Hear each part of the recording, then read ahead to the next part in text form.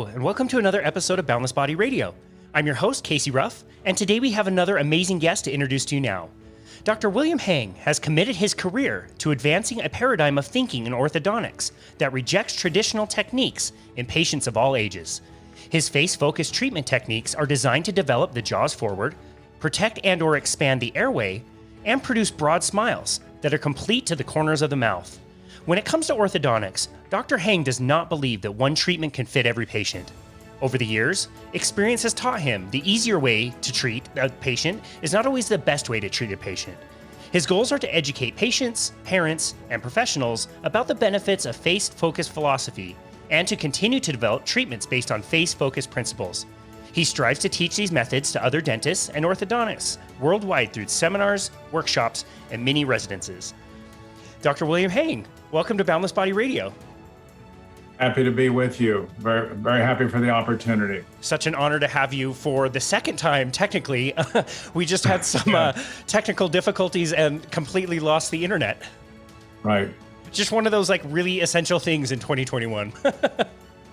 For sure. Oh, man. So I'm really excited to talk to you, mostly because we had the opportunity recently to speak with Patrick McEwen. He's the best-selling author of The Oxygen Advantage and The Breathing Cure. And over the air, on the air, he recommended that we reach out to you and speak to you.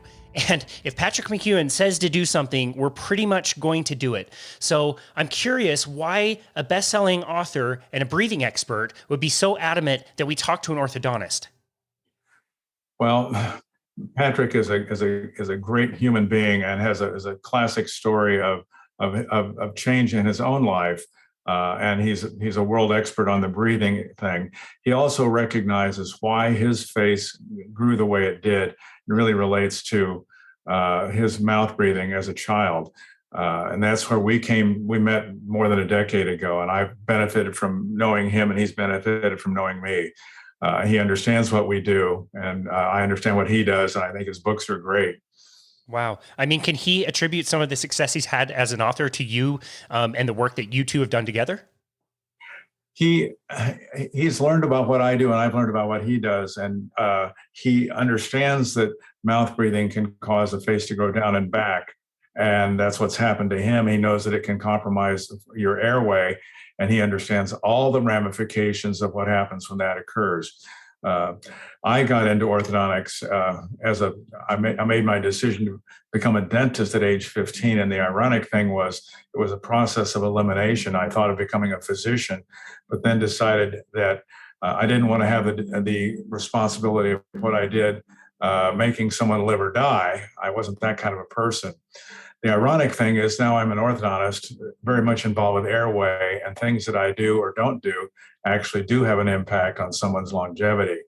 But when I started into dentistry, I just wanted to be a dentist and decided I had really good eye-hand coordination. I could be in healthcare and I could be my own person. So dentistry was natural for me. When I went to dental school, I did really well. I was the top student in my class, and so everyone said, well, the top student always goes into orthodontics. And I thought about that. I said, yeah, that looks like fun to me. So it was kind of a whim. I decided to apply to orthodontics, and I knew I could get in anywhere I wanted to.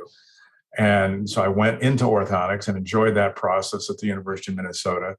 And I was asked to stay and teach, which I did for almost a year, before I decided that I really, really didn't want to be in research and teaching. I'd rather practice. So I left and set up a practice. I did exactly what I was taught to do. I treated patients the way I was taught to do it. And I had teeth taken out as part of the treatment plan and used headgears to retard the forward growth of the upper jaw. In many of my cases, I took out teeth in more than half of my cases. But change came in my life when I was in the practice for 5 or 6 years, and I was getting these flyers in the mail from a general dentist in Minneapolis, Minnesota, who was teaching other general dentists to do orthodontics. And he was alleging that orthodontists were destroying faces and causing temporomandibular joint problems. When I first saw those flyers, I was very unhappy. I thought, who is this clown who's saying this? But as the years went by, I began to look at my own cases and see that the faces weren't as good as they were before. and I learned about temporomandibular joint problems, and I'm convinced that I was probably producing those problems for people. I then decided I really had to change the practice, and that was in the early 1980s when I started to do that. So that process then found me doing a lot of continuing education. The very first weekend in November, 40 years ago, 1981, I started going to courses, and since that time, I've been to courses all over the world, and I've been in 50 states and over 30 foreign countries. I lost count, but I became obsessed with this and trying to learn other ways, and realized that orthodontics is very, very much retractive in nature, tending to pull the teeth back in the face, and so you end up with a face that is more convex, face that is longer, less attractive. And sadly, in many cases, the airway has been compromised in that process. So here I am doing things the diametric opposite of what I was taught to do, but still enjoying doing it because I see the benefits that people have both aesthetically and functionally. Wow. So That's crazy. Where I am. Wow. That's crazy. So I just personally, I want to know, like, what was it like to have that cognitive dissonance where, what you were doing wasn't like matching up or jiving with what you had been taught in the beginning? That must have been very difficult for you. It was very difficult. And I grew up, I was the son of a electrical and nuclear engineering professor at the University of Illinois, and I had a great respect for academia from that. And I thought that all good came from teaching institutions, universities. And I'm thinking, why wasn't I taught this? And how can I continue to do this? Because it just doesn't make sense. The faces don't look as good. And I like to tell people I'm an Eagle Scout. I got that award about the same time that I was deciding to become a dentist. And so that makes me a little goody two-shoes that wants to help little old ladies across the street. And I'm just an older version of that same person. And here I was in the practice with teeth taken out, and more than half of my patients didn't know what to do about it. And I was in a town of 18,000 people in Vermont treating patients. And in a place like that, what you do gets home before you get home. People know everything about you. And if you're not doing things well, you could easily not have a good practice. So I started all this continuing education, felt guilty about the patients I had treatment, but was not convinced that anything I was learning was going to turn out better. It was a very challenging time for me, very, very, very challenging emotionally, and not easy. I wouldn't want to go through it again, but I'm glad in my life that I did, because it got me to a completely different place where I'm essentially doing the diametric opposite of traditional retractive orthodontics. Wow. Well, we certainly are glad that you decided to, discover the truth yourself. Some of these things are really difficult to wrap your head around as far as like making connections. How can the teeth relate to breathing or chronic disease? It almost, doesn't make sense unless you really ponder it. I'd love for you to highlight a few of the classic orthodontic techniques. What things would you typically be doing, and what should people be thinking about, like classic orthodontic procedures? Okay. The most classic thing is to think about somebody who has, quote, buck teeth, where the upper teeth appear to stick out. And the traditional treatment for that is to use a headgear to retard the forward growth of the upper jaw, or to take out a tooth on each side of the upper to bring the upper front teeth back. The interesting thing, there's an article that appeared in the July 1981 Angle Orthodontist, and it's a journal named after the founder of orthodontics, Edward H. Angle. And it was from a gentleman by the name of Dr. McNamara at the University of Michigan, talking about these very patients who have supposed buck teeth. We call that class 2 malocclusion. And in that article, he basically found that the upper jaw doesn't really protrude very often at all in these cases. And he suggested treatment to bring the lower jaw forward.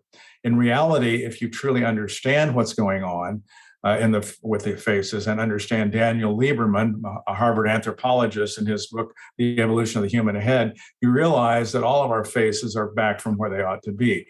And indeed, in the class 2 patient like this, where you think the upper teeth stick out, those teeth are actually 8 to 10 millimeters too far back in virtually every case. And I use the term every because I mean it. The upper teeth really don't stick out. And now the profession has known that for 40 years. They're still teaching using headgears and extracting teeth and pulling everything back. So when you're done with that, you end up with a nose that sticks out in the middle of the face, usually a longer face with the upper and lower jaws recessed, an angle between the upper nose and the upper lip that should be around 100 from 90 to 110 degrees is often 120 or 130 degrees because the upper lip is falling back. And as the upper jaw falls back and the lower jaw falls back, you have an increased chance of the airway behind the soft palate and behind the tongue being smaller. Now, I don't know any physician who would recommend making someone's airway smaller. And as soon as you really get in and learn about sleep and breathing in that arena, and I've spent the last 20 to 25 years of my life focused on that almost entirely, you realize that I can't ethically or morally do anything that would decrease someone's airway even minutely. I'm not a physicist, but there's a law of physics that governs the flow of a gas in a tube called Poiseuille's law. And basically, there are a bunch of numbers for mathematic majors to look at, but the major part of that equation is that the resistance to the flow of a gas in a tube varies inversely according to the fourth power of the radius of the tube. The upshot of that is making any minor change in the size of the airway can dramatically change one's ability to breathe. I've learned a lot. I've been reopening previous orthodontic extraction spaces for people for 32 years as of last month. I have people from all over the world who contact me. I've treated people from, I think now, more than 30 states. And what I learned from these people as I reopen the spaces is many of them can now breathe better. We've actually documented getting rid of sleep apnea in some patients like that. So we know that there's a correlation. There are indeed articles in the refereed literature, for those who care to look in the refereed literature and would like to believe what's there, showing that extraction of teeth can reduce the airway. So the point here is in adults, we want to try to, well, first of all, we're not going to extract and retract in any way. And a lot of the things that are done routinely in orthodontics, even closing spacing, having people wear what we call class 2 elastics, which are rubber bands from the upper eye teeth down to the lower molars, that's going to retract. And you can cause somebody to snore doing this. And how do I know this? Well, I've learned by doing it and regretting it, actually. So these are things that we do in adults and the exact opposite of retraction. But Patrick McCune has known John Mew in London, England for many years. And I met John 31 years ago and traveled to London and realized that he has a way of developing the upper jaw forward. And that very patient, for instance, who is class 2 and has, quote, buck teeth, he would actually move the upper teeth 8 to 10 millimeters forward in patients like this. Then he would develop the lower jaw forward by having them wear an appliance that they posture into and hold their jaw in that position for months on end using this appliance for kids under age 10. And you find out that ultimately the face can grow forward. It's well known. He's published many articles. I've published articles on this.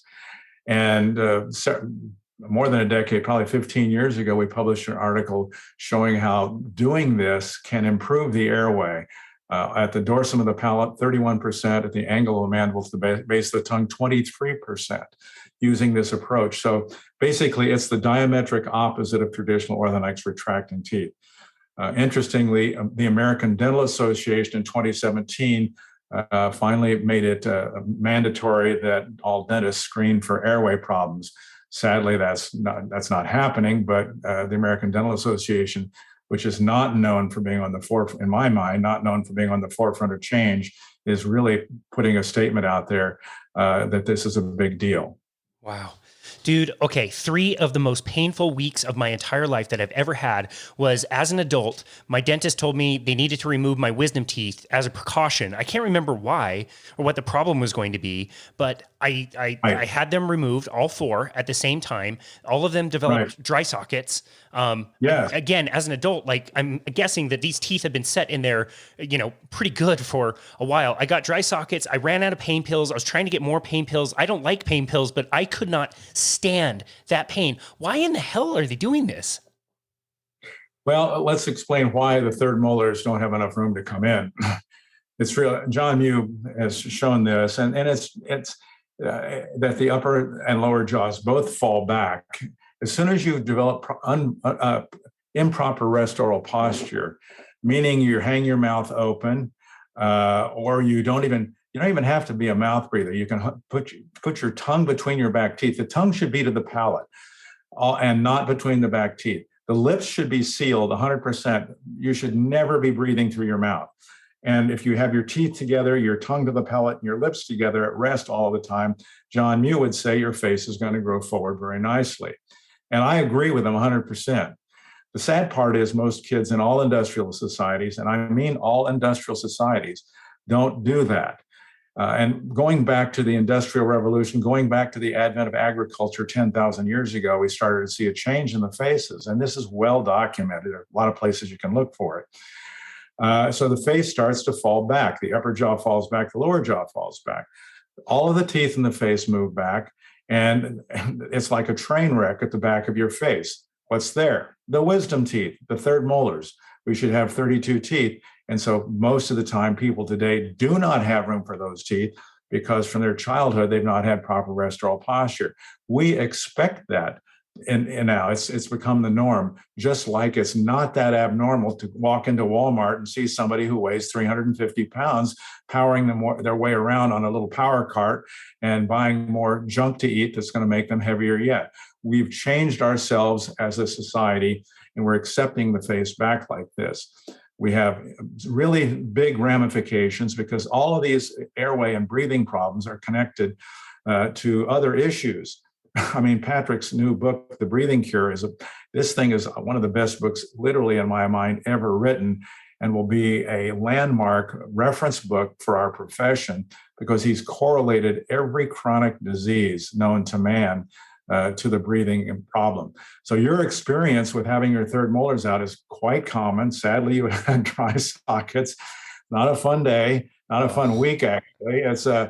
But it's really what happens to most people. It's almost a rite of passage today of seeing people have this happen.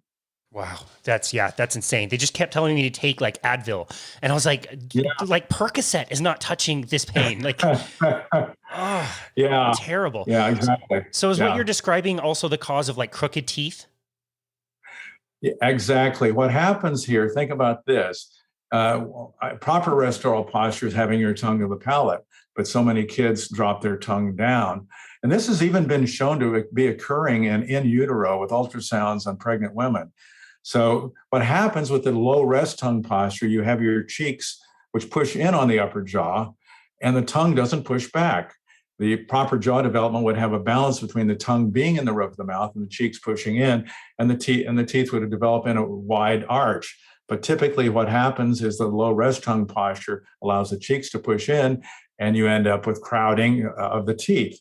And so, what happens is you go to the dentist, and the dentist sees, oh yeah, they're crooked teeth, but don't do anything here until all the teeth are in, because orthodontists don't start treatment until all the teeth are in, which is basically like saying, wait until the flames are going through the roof of your house before you decide to call the fire department.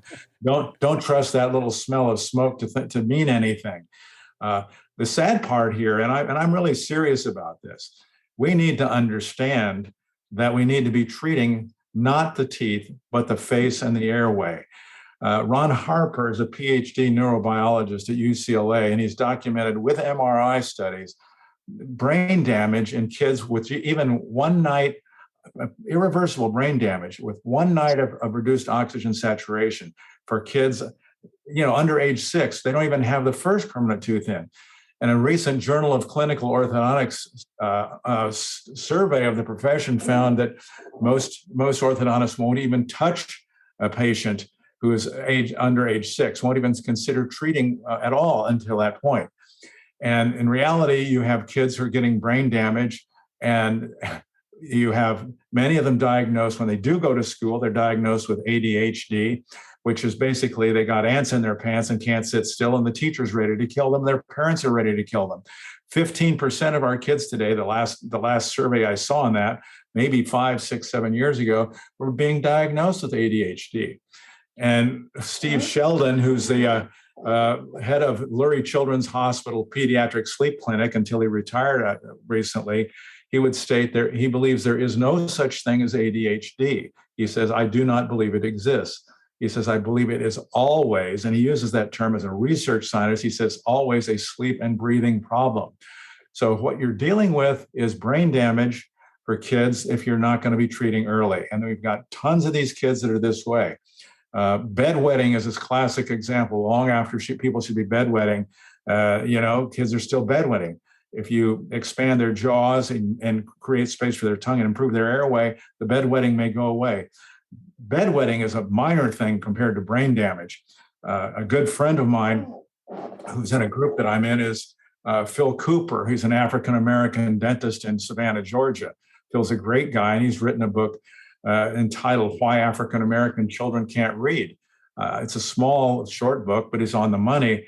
And in reality, Phil's point is well made, but it has nothing to do with the color of the skin. It really has to do with what's happened for them. Many of them have had sleep apnea and have brain damage that they're not going to perform well. Whether their skin is black, white, purple, or green doesn't matter.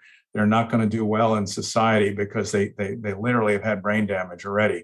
So focusing on, whether you've got crooked teeth or not crooked teeth is really a very minor thing. We don't see too many kids today that don't have some issues going on. I've been at this for 49 years, and believe me, the population's changed a lot in those years. Wow.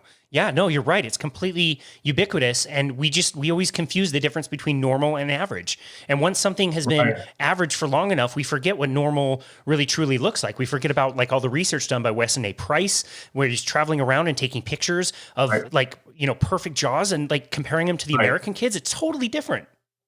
Yes. Even before Weston Price did that. And that his book, Nutrition and Physical Degeneration, should have been required reading for every dentist. I didn't learn about it until I was way out of orthodontic training. But even prior to that, there's a really interesting book called Shut Your Mouth and Save Your Life, written by George Catlin, who in the early 1830s, he left Philadelphia. He was a lawyer and left Philadelphia and went to live amongst the Native Americans in the West. And he was an artist and a photographer when photography came in. And he noted the difference between the Native Americans, who had better looking faces, and the kids would never mouth breathe, and the Caucasian kids that he would see on the West Coast, and talked about how much healthier they were. It's a compelling book. You can get it on Amazon for $13. The book was first published in the 1860s. Wow. It's been well known for a long time. Interestingly, even in the early 1900s, in the late 1800s, early 1900s, orthodontists were focusing on treating kids really, really early. There are a number of articles that you can find, but that went away. And it all came into, particularly after post-war, the orthodontic professions basically ignore the problem and treat the symptom. And that was, how many kids today don't get braces? Almost all of them do. The sad part is, for many of them, it's going to be retractive in nature. And I can't ethically and morally do anything for a child that's going to decrease their airway even minutely. And my goal is to treat them much earlier, develop their face forward, literally upper and lower jaws forward rather than down and back, which is a traditional thing. Wow. Well, as part of that, you mentioned the position of the tongue, which I don't hear anybody talking about this besides you and Patrick. That is so interesting. My whole life, everybody has said, like, you need to rest your tongue. And I was pretty stunned when I learned that the actual position of the tongue should be much higher. I know you already mentioned this, but I think it's worth reiterating that the position of the tongue does so many different things, including, the way the saliva is around the teeth. Can you comment on that as well? Well, absolutely. Here I am with a long face. I would wake up every morning of my life with a wet pillow. My mouth would be open just a few millimeters, and I was drooling on my pillow. I did that until about 10 years ago when I heard Patrick speak. And then I decided to start taping my mouth. And I've been doing it ever since. I began doing it on airplane rides, which I used to do a lot. And because of that, taping, I now have gone 2.5 years without a cold, and I would get 2 colds a year every year always. In September and October of every year of my life, I would have a cold. I haven't had a cold in September, October for years now. And I've now gone 2.5 years with no cold. What happens when you're a mouth breather, and Patrick explains it better than I do, is, the entire physiology changes. The chemistry of your saliva changes. The bacteria that live in your mouth change, and you're much more likely to have tooth decay and a lot of other things going on. And of course, Patrick explains about nitric oxide being in the nose and killing bacteria and viruses as they go down to your lungs. So if you're able to be a nasal breather, you're going to be healthier. And people need to know that. And particularly in this insane pandemic thing that we've gone crazy about of COVID, if you want to stay healthy, you've got to be a nasal breather. That's the best way to do it. Interestingly, when COVID first started, this is real sidelight, I started seeing on the internet the people who were dying and they had COVID and they died. And I looked at them and said, no surprise here, no surprise here, no surprise here. I can see why. Many of them had teeth taken out. Many of them had narrow jaws. Many of them had recessed faces. And no matter the age, they were immune compromised. And you could tell that. And so the very first ones from all over, as a matter of fact, I collected a group of their pictures and used them in lectures to show this very thing. Nasal breathing is the one thing that a parent should move mountains to make their child as early in life become a 100% nasal breather. Yeah, I love that. Mouth taping has been one of the best practices I've ever added to my life. I've done it kind of inconsistently for, a few years, but have been really diligent about it this year. I actually forgot mine a few nights ago, and I woke up to a puddle of drool, which I haven't done in a very, very long time. So I can totally relate. It's the best way. Several years ago, I flew up to San Francisco for a wedding, and I was very tired, and I got there in the afternoon, and I took a nap in the hotel for 1 hour and didn't tape. And I went to dinner that night with my wife, and I said to her, my throat is dry. I think I'm going to get a cold. My throat's dry from 1 hour of hanging my mouth open. And so I told her, I said, if you ever see me fall asleep with my mouth open again like that, wake me up and tape my mouth, please. It's a good thing she doesn't want you to tape your mouth during the day. Exactly. Oh, man. So for the listener, can you describe what mouth taping actually is? I think a lot of people are a little freaked out about this. Can you describe what you do? Yeah, it's the simplest thing in the world. Probably the easiest thing is to use Patrick's myotape, which is really a thing that circles the mouth and has some elasticity to it that'll bring the lips together. I use that now and again, but mainly I use paper tape, which barely stays on your skin, but it does. And I just put one strip on each side of my nose, straight down across my lips. I used to just go straight across my mouth horizontally, and you can do that.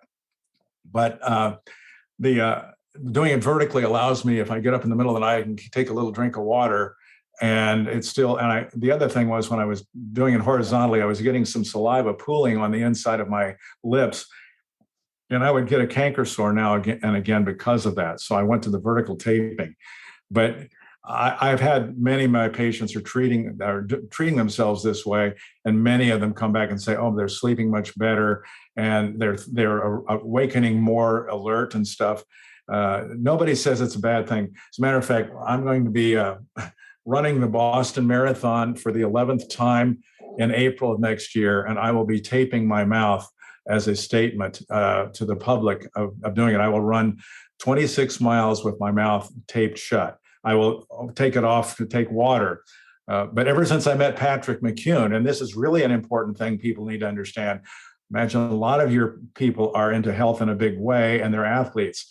I'm a 51-year running veteran, and I ran 19 marathons before I met Patrick. And that was when I decided I need to learn to run with my lips together. And I started running with my lips together. I could run a few hundred yards and have to stop and blow my nose. And that went on for a few weeks. And then pretty soon I was able to, notice that I don't even have to stop now. I've converted. I'm running at the same speed I always was, but doing it with my lips together, and I'm breathing less. And I did that. So I ran another 13 marathons so far with my lips together. Wow. but because of my continued friendship with Patrick, I'm a slow learner. Apparently, I realized I was breathing too much, and so when Patrick talks about breathing less, this is terribly important. I was inhaling three strides and exhaling 2 strides, and I was running marathons like that for years. But he says to hold your breath on the exhale, and I thought, wow, let me try that. And so I would run 3 strides in and 3 strides out. And then I went to 3 strides in and 4 strides exhaling. And I kept going higher and higher in this holding my breath. I started this a year ago in June. So this past June, I ran a marathon to qualify for Boston. And I took 3 strides in and 12 strides. I would actually exhale for 3 and then hold my breath for another 9. So Wow. instead of and I qualified for Boston, and I felt very relaxed and very calm. It's not like my breathing is my limiting factor. It is absolutely not my limiting factor in running. But what your athlete friend should understand is try to breathe less. The less you breathe, the more oxygen you're going to get, and the better you're going to perform. That's a very motivating factor for people, and I've seen it with my own experience. Oh, absolutely. I couldn't agree with you more. And I don't know if runners are like cyclists in the sense that like nothing feels better than me calmly nose breathing up a hill, and heart rate is 170 beats per minute, and you smoke somebody and you just look over and go, hey, what's up? And you can tell they're like suffering and breathing in and out through your mouth. I get a lot of joy in doing that.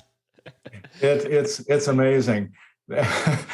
I get amazed at that. There's a guy who happens to be a dentist from Colorado Springs, and you can look him up. He runs the Pikes Peak Marathon, literally, and he's older than I am. Runs the Pikes Peak Marathon with his mouth taped shut. There's always somebody crazier than you are, and here's someone crazier than I am.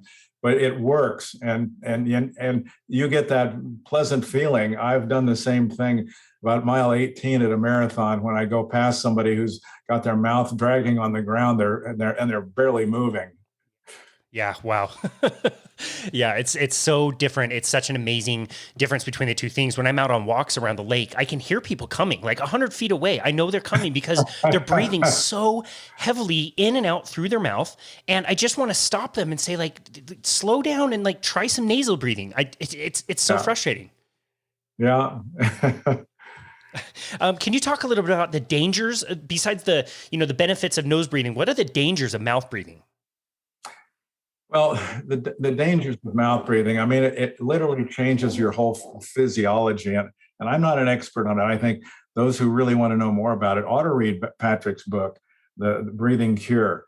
But it changes the physiology of you're blowing off CO2, and you change the pH of the blood.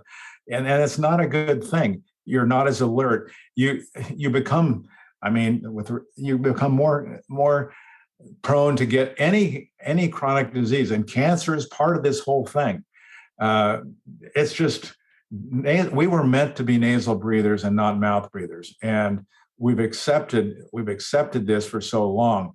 The interesting thing, if you go back and read some public health books out of the late 1800s, early 1900s, this was very well recognized, and this was before the days of political correctness where you can't say what's the truth anymore. But for instance, we talk about, they were talk in those years, more than 100 years ago, about the quote adenoid face. They would have a picture of a child with their mouth hanging open, and they would talk about them as being an idiot or an imbecile, and that how they were not going to be well socially adjusted, more likely to be into crime and everything else. I mean, there's really nothing new about this. It's nothing good happens. There's a very interesting video out on YouTube that you might want to have your readers see. It's called Finding Connor Deegan. Connor Deegan was a boy in suburban Chicago area who was in a very dark place. He was suicidal. He was in his late grade school, early junior high, and he'd written some things that made his mother very concerned about him. He basically said he didn't want to live, which every mother, of course, is going to be concerned about. And he ended up seeing one of the guys who I trained in my mini residency and also who was associated with Dr. Stephen Sheldon in Chicago at the Lurie Children's Hospital. What happened for him is that he had tonsils and adenoids removed and had his upper jaw expanded and became a complete nasal breather. His life changed completely. And he went from being the kid that the teacher wanted to kill, who was about one quote performance away from being institutionalized. And I met him, I know him well, and I know his mother. And I actually had talked to some of the parents who had kids in his class, and basically everyone wanted to kill him because he was such a cut up and he was misbehaving all the time. And here Connor is now doing very well in school and a fine student, and all that negative behavior is gone.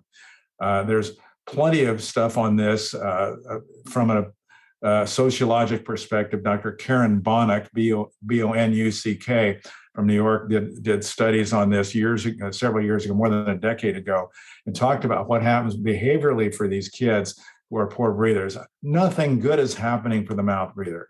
Behaviorally, structurally, nothing good is happening. Wow, that's incredible. Yeah, I don't know about the political correctness or what it was, but 20 years ago, I lived in Brazil, and the Portuguese saying for idiot is boca aberta, which means open mouth. Yeah. Oh, really? Yeah, totally. If you wanted to call somebody idiot, you just say your mouth is open. That's so funny. Yeah. I've been told that teeth are like one of the very first warning signs for further chronic disease. If you don't deal with your lifestyle first, the first problems you're going to see are in the teeth, and then more chronic disease like type 2 diabetes, cancer, metabolic disease, all the ones that you mentioned. Is that true?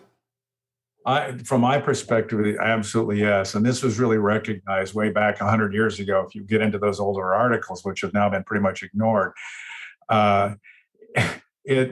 I have said for about 15 years that dentistry, literally, and that's not because I'm a dentist, believe me, I'm not an egomaniac at all.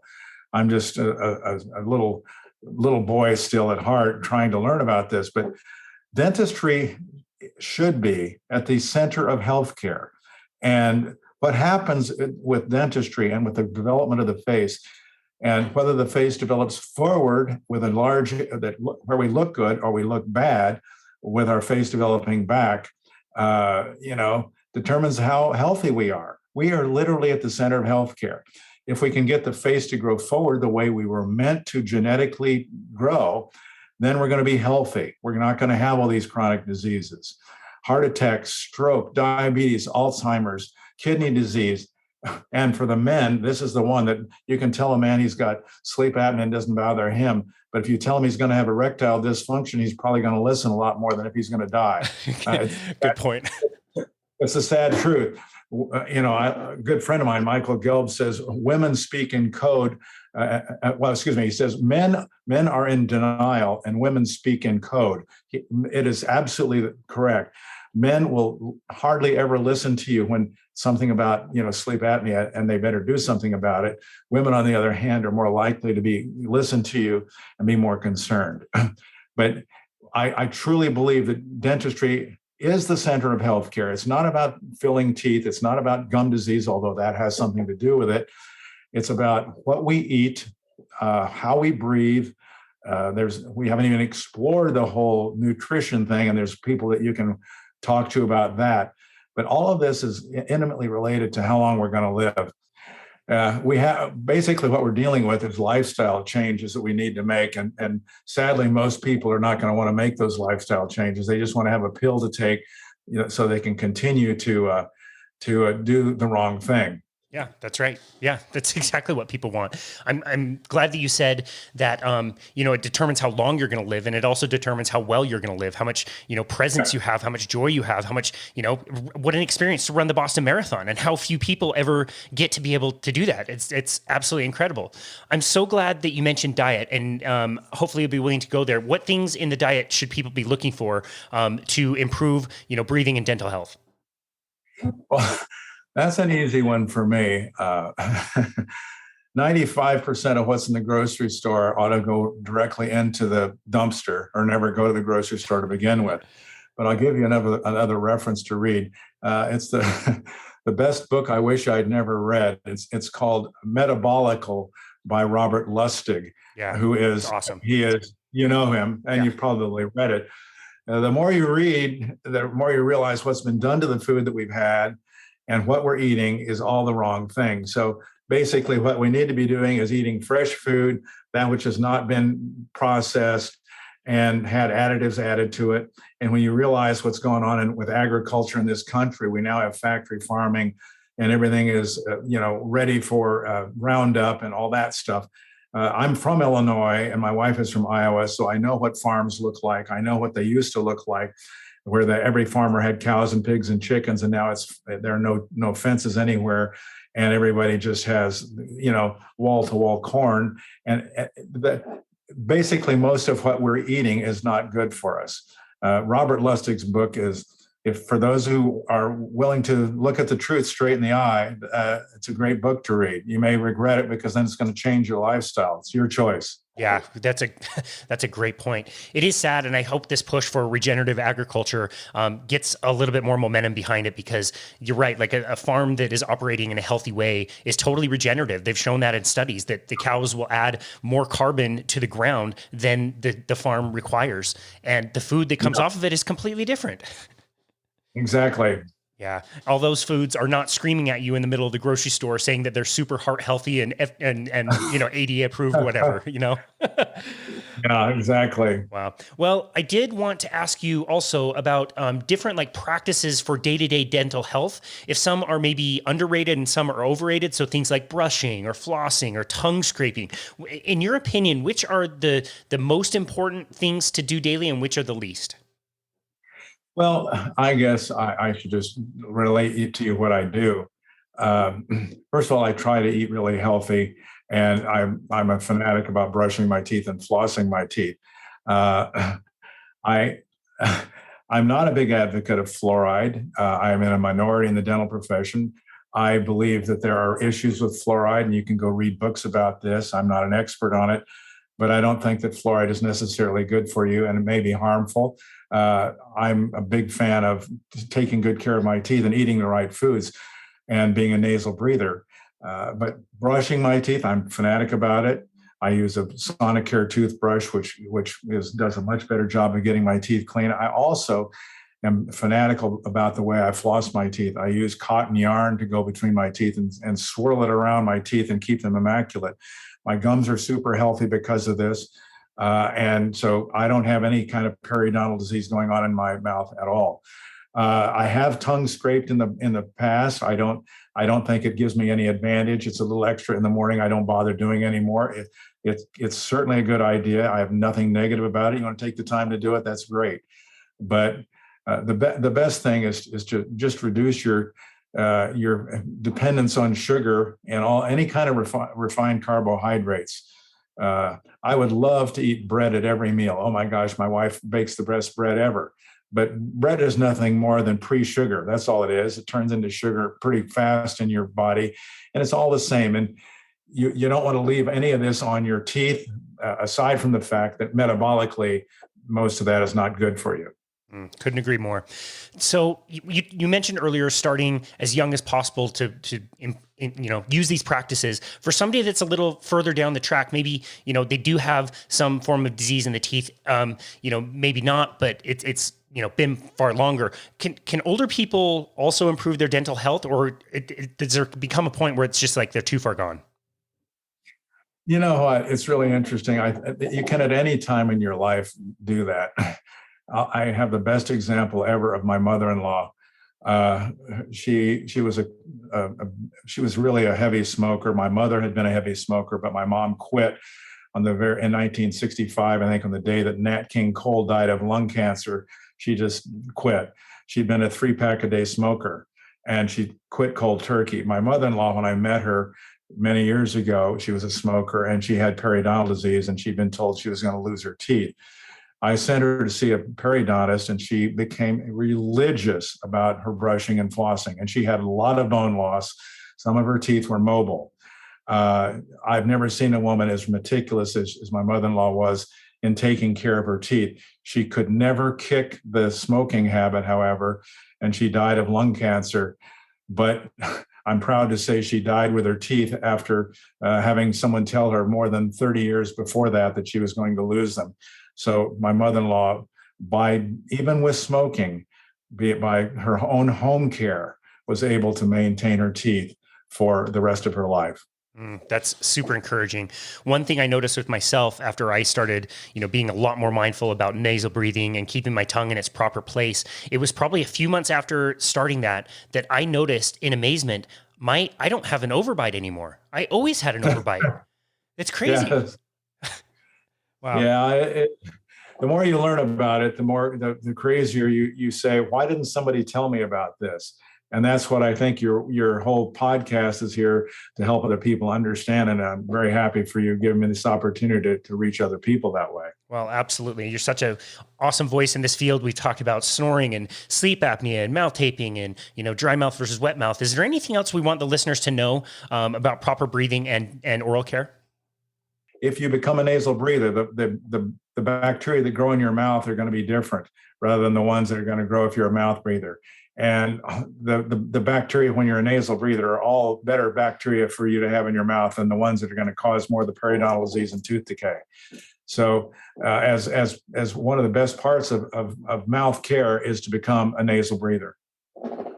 Absolutely love that. What other things do you implement in your life to stay healthy? I know you mentioned the running, which is great, the proper breathing. What other things are critical for you to stay healthy and thrive?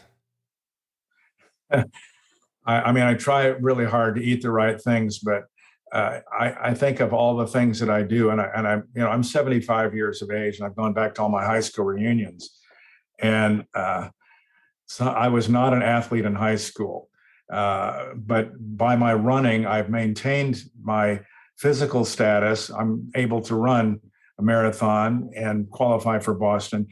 And more than anything, and I mean this sincerely, it keeps me out of a mental hospital. It clears my mind no matter what has happened in my day. That's kind of the thing I look forward to is my time to get out. I live in Southern California. Life is good here. It doesn't rain much and we don't have to worry about freezing. I run. I appreciate everything in my life that I have, who I have in my life, the things I have, and the freedom that I have. And more than anything, I think it helps my attitude about life. The people who are sad are the ones who are not breathing well. I mean, there are volumes written about this, and Patrick goes into this and goes back to his introduction to Konstantin Buteyko from Russia, where he really learned about nasal breathing. In my life, my exercise is probably the biggest thing for me. I also have a place in Vermont where I go and I do physical labor outside, which is the exact opposite of what I do here. And I love just doing physical labor, getting hot and sweaty and filthy dirty, because I don't get my fingernails dirty in my office, but I love working outside. Yeah, I love that. I love the opportunity when we get to visit some of my in-laws who live in Evergreen in Colorado, just outside of Denver, and I get to spend a few hours chopping wood. For some reason, it's just so, mindful and meditative. So what makes the Boston Marathon so special? Well, runners, you have to qualify to get there. And it's very competitive, and it's kind of like the thing. It's the biggest thing in the running profession is to be able to go there. And more than that, for me, I was the little goody two-shoes boy who didn't go out for sports when I was a kid. I was the boy who was going to go to college and study and work hard and didn't want to take the time for sports. And I decided when I was a freshman in college that I needed to take care of myself. And that's when I got started running. I had my first physical education coach at the University of Illinois was a guy who was the Big 10 mile and 2 mile champion and cross country champion. He was an all-American looking guy, and he was inspiring. And so I started to run because of him and had no idea where it would ultimately take me. Never had a thought of running a marathon. How did I get into running marathon? I just ran because I enjoyed it. It made me feel good. And then my son, who was an asthmatic as a child, and he got into college and he started running himself. He then ran a marathon, and he viewed it as his victory over asthma. And then one day after I moved to California, he called me up and he was in Boston. He said, I'm going to fly out and do the Palos Verdes Marathon. Dad, would you run it with me? And when your kid asks you to do something, you say, absolutely, yes. So I'd always said people who run marathons are crazy, but I agreed to do one. And so he flew out and we ran it and together every step of the way. And just before the finish line, he grabbed my hand and held it high in the air as we crossed the finish line. And I'm basically crying here because my little boy is running it with me. And I got very emotional about it. And I said, well, I got to run another one. And so went out to Cape Cod and ran the Cape Cod Marathon next with Daniel again, because he was living in Boston. And my wife and I were going to Logan Airport. And the next morning to fly back here. And Daniel called and said, Dad, at the time we ran yesterday, you qualified for the Boston Marathon. I thought, oh my gosh, if that's the case, then maybe I better register. Well, once I ran it, I literally became addicted. Because you'd run along there, and there are literally millions of people on the street, more than 1 million people watching you run from Hopkinton all the way into Boston. The greatest crowd support ever. And these little bitty kids looking up at everyone running by there as if all of us were as famous as Michael Jordan. And so, here we are. I just got very emotional about it. And it was such a wonderful experience that here I am, a guy who never was an athlete in high school. And I go back to my class reunions and I see guys who are my age that are on oxygen tanks now, or, I look at the list of those who are already dead and think maybe I made the right choice. Man, I love that. I just got full body chills. So cool. We haven't had an opportunity to interview anybody who's won the Boston Marathon, but we have had the opportunity to interview the person who has finished dead last in the Boston Marathon for nearly 50 years. That's organizer Dave McGillivray. And he has such an amazing story of the reason why he runs the marathon every single year when everybody leaves. And it's a promise to his grandpa, who is buried near the course about 21 miles in. And it's such an inspiring story. And he's such an inspiring guy. And there just seems to be so many cool stories that come from Boston. What's one of your favorite stories that you personally have gone through while running Boston? Well, I've read Dave McGillivray's book, and I know exactly what he was doing. And he was at Boston College and thinking about that whole thing. And he's run across the United States. He's an amazing guy. I've just had so many good experiences. Crazy little stuff. Like when you're running the Boston Marathon and you're in one of the towns is called Natick, Natick. And on the right side of the road, every time I go by, there's this guy every year dressed in a Santa Claus outfit. And I always say hello to him and shake his hand and thank him for being there. And it's silly stuff like that. And there was another thing that was going on for many, many years. There was a gentleman who's since passed away, but at the time, he had a son who had cerebral palsy, couldn't walk or do anything, and this guy would push him in a cart the whole way. Yeah. Dave was his name, and Yep. I forget the guy's name, but every year you see this guy doing it, and you feel sorry for yourself. And yeah, really, what's your problem? Here's a guy who's taking care of this kid, and he's running 26 miles, pushing his kid. And I read when the guy died, and it's very sad that he died, but that was so inspiring to me. And then, the other things, just seeing the wheelchair athletes. These are people who are, they have every reason to be sour on life because most of them have had some kind of an accident that caused them to be paralyzed, and yet look at them going there. They're cranking it out. And one of the best days of my life was the day I didn't run the marathon. I was qualified about 2 or 3 years ago, and it was a horrible day. It was raining. It was in the high 30s in temperature, and there was about a 25-mile-an-hour wind. And I woke up the day before with a pain in my hip. I literally couldn't run. It was actually a gift from God that said you don't have to run on Monday. But I went to the finish line and I watched the people come across.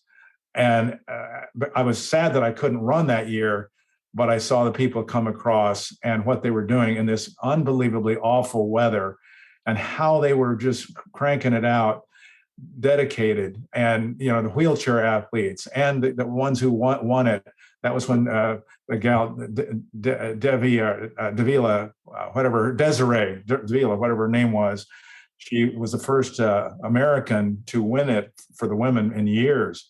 I think she was better in better shape to run in horrible weather than some of the people who normally would win it.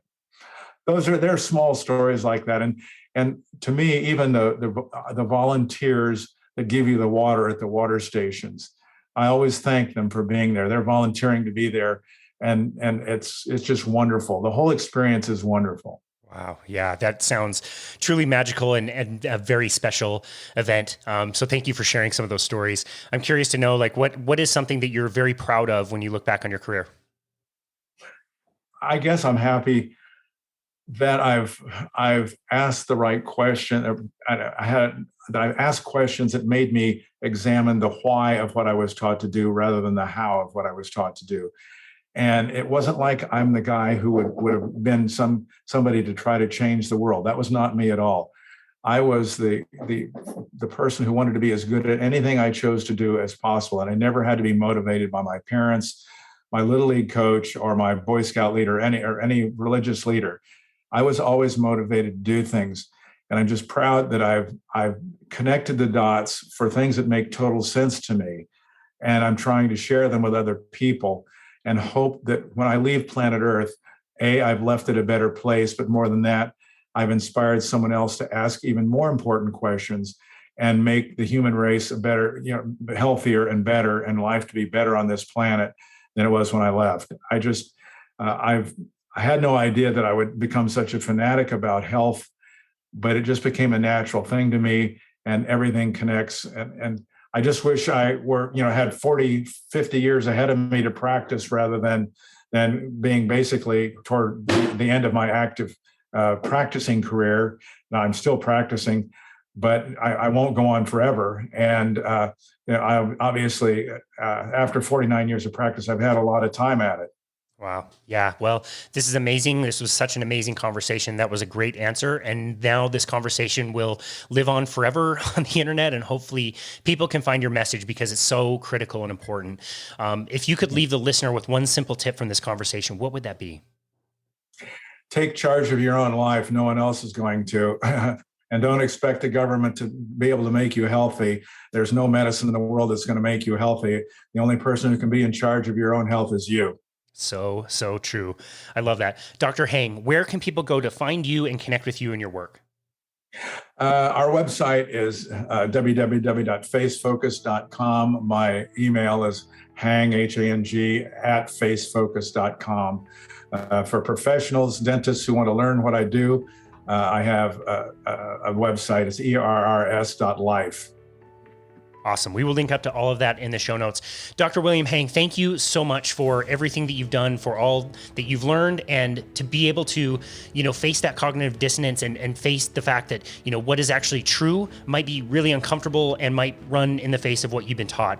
And to be able to push through that and share your message and help countless amounts of people, and to continue to do that and tell such amazing stories, where it's really cool. And it's been such an honor to talk to you. And we're so grateful for you and your work. And thank you so much for appearing. You bet. Thank you so much for the opportunity, Casey. I really appreciate it. Absolutely. It was an honor. And this has been another episode of Boundless Body Radio.